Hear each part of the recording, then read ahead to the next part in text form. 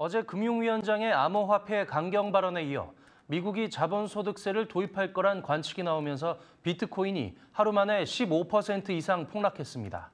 뜨겁게 달아오르고 있는 암호화폐 시장에 대한 정부의 견제구가 잦아지면서 여지는 당분간 계속될 전망입니다. 이로 인해 암호화폐 투자자와 관련 업계 불만도 덩달아 커지고 있습니다. 박지웅 기자가 보도합니다. 어제 국회에 나온 은성수 금융위원장은 자격을 갖추지 못한 모든 암호화폐 거래소가 폐쇄될 수 있다고 엄포를 놨습니다. 현재 등록한 업체는 없습니다. 그렇기 때문에 결과적으로는 그 200개인가 거래소가 될지 모르는데 만약에 등록이 안 되면 다 폐쇄됐을 때이기 때문에 업계는 당혹감을 감추지 못하고 있습니다. 기존 암호화폐 거래소 사업자는 특정금융거래정보법에 따라 오는 9월 24일까지 가상자산 사업을 하기 위해 당국에 신고를 해야 합니다. 하지만 당국이 거래소 등록을 위한 제대로 된 가이드라인조차 제시하지 않고 있어 신고가 늦어지고 있는 상황. 업계 한 관계자는 특근법 시행으로 은행들이 가상자산 사업자와 거래할 경우 자금 세탁 방지를 위한 조치를 취해야 하는데 당국은 별도의 지침도 제시하지 않고 있는 상황이다며 은행권이 자체 가이드라인을 만들다 보니 신고가 늦어지고 있다고 하소연합니다.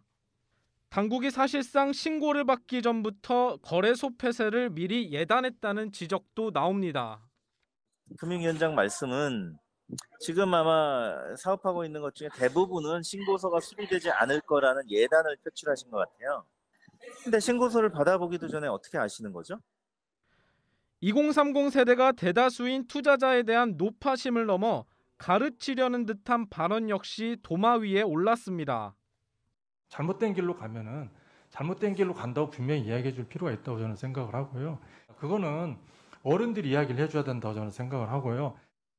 이런 입장은 가상화폐 시장을 인정하고 제도권 내에서 규제하는 방향으로 나아가는 해외 주요국과 비교됩니다.